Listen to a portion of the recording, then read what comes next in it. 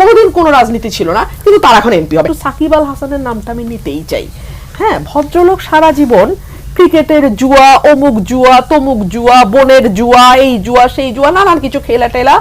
উনি ভাবলেন আরে টাকা তো কম হয় নাই, 150-200 কোটি টাকা হয়ে গেছে, ইফ নট মোর। ভাত খাই প্রধানমন্ত্রীর বাসায়, ইলিশ পোলাও রান্না হলে প্রধানমন্ত্রী আলাদা প্যাকেটে করে আমার বাচ্চাদের জন্য পাঠায় দেয়, খেলাধুলা করে বা বাচ্চাদের সাথে। তো আমি এমপি হব না তো? তুমি সারা জীবন রাজনীতি করছো, ঘোড়ার ডিম এলাকায় কাজ করছো, তুমি এমপি হবা না? সে বাগুড়ার থেকে এমপি হবে। এমপি হওয়ার নমিনেশন নেওয়ার 2 মিনিট আগেও সে আওয়ামী লীগের প্রাথমিক সদস্য ছিল না।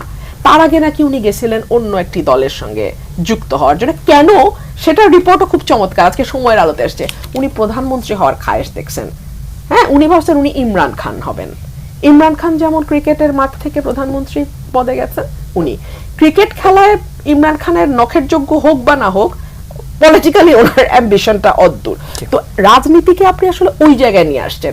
আমি আরো কিছু নাম বলতে চাই, আমি আসলে নাম বলবো না এই কারণে যে খুবই ব্যক্তিগত আক্রমণ হয়ে যায়, কিন্তু আমি অনেক নায়িকা, গায়িকা, মডেল অনেকের নাম বলতে পারি, মানে যাদের 14 গোষ্ঠীতে কোনোদিন কোনো রাজনীতি ছিল না, কিন্তু তারা এখন এমপি হবে। মানে ডাইরেক্ট লাইন, বুঝছেন? রাজনীতি করে মাঠে থেকে অ্যাটলিস্ট ইন্টেলেকচুয়াল পলিটিক্স যেটা বলে সেইটা করে, no no, not at all. ওদের হচ্ছে ডাইরেক্ট আমি মঞ্চ থেকে বা সিনেমা থেকে আমি এমপি হব, আমি খেলার থেকে এমপি হব।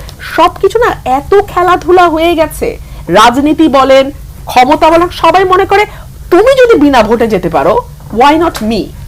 তুমি যদি রাতের ভোটে যেতে পারো, আমি কি দোষ করলাম?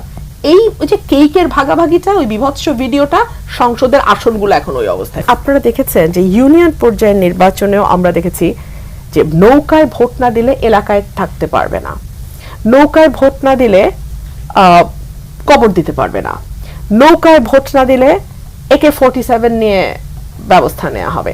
হেন কোনো থ্রেট নাই, হেন কোনো ভয় নাই, যেটা দেখানো হয় না। 7 তারিখে যে তামাশাটা হলো, ওইটাকে যদি আপনি নির্বাচন বলেন ভাই, তাহলে তো আর কিছু বলার থাকে না। মানে আপনি দিলেন মিষ্টি কিন্তু বলতেছেন চটপটিটা খান, তো হইল না ভাই।